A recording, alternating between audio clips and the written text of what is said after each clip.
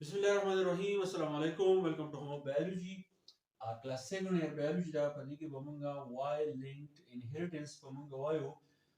Padi ki jikam 6 chromosome di yo X au yo Y XX chide naga pa female ki au XY chidi naga pa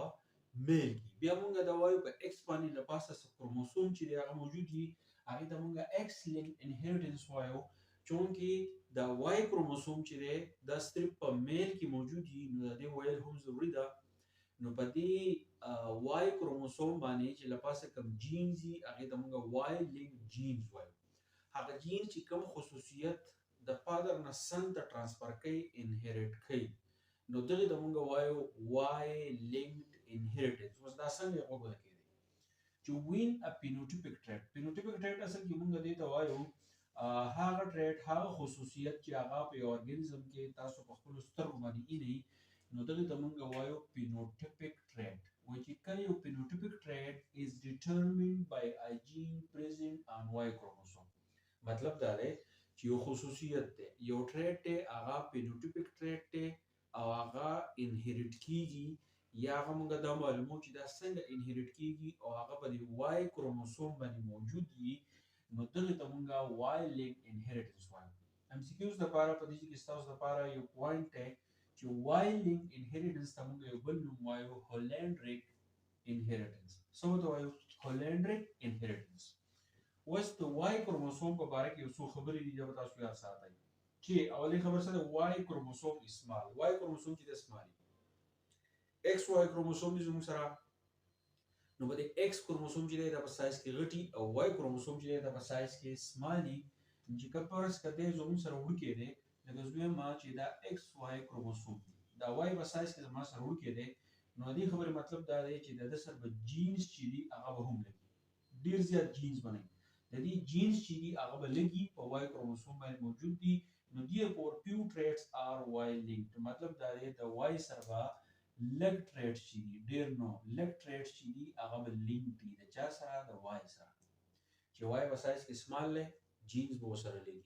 ان چې کله سره جینز لګ دي د دې چې کوم خصوصیات د فادر نه سن ترانسفر کوي نه هغه خصوصیات چې د انهریټ کوي دا به لګي او بل خبره دویمه خبره به صدا چې وای لینک ډیزیز چې په وای کروموسوم باندې کوم جینز موجود دي او هغه د ډیزیز لپاره ریسپانسیبل دي هغه ډیزیز جوړي نه هغه به هم زموږ سره سي هغه ورېږي obviously available بل Y chromosome are only in male Y chromosome چې په humans کې دا صرف په male کې موجود دی په female کې دا نه او genes only pass from father to son اوس په دې کې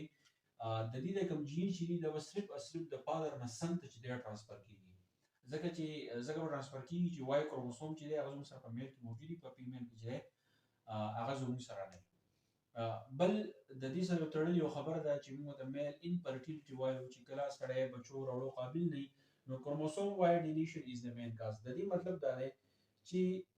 کوم وای کروموسوم چې دی د دې څه حصہ چې دا هغه ډیلیټ کیږي مطلب دا دی په دې کې سبمیوټیشن وشي چې دا غي د وجنه میل انفرټیلیټي چې هغه کاز کیږي او مخکې به دا خبره وه چې هیری ایرز په خاني خلک چې دا غوږونو چې هغه ویختو نو دا کوم ټریټ چې دی لپاره کوم جین چې دی هغه په وای کروموسوم باندې چې هغه موجود نو ګر د خلاصو کوم هغه ته کې چې وای لینک انهریټنس چې کوم ټریټ چې پاس کی کوم phenotypic ټریټ کوم چې تاسو خپل سترګو باندې اینه هغه په وای کروموسوم باندې کوم موجودي نو دې ته موږ بل نوم وایو هولندریک انهریټنس وایو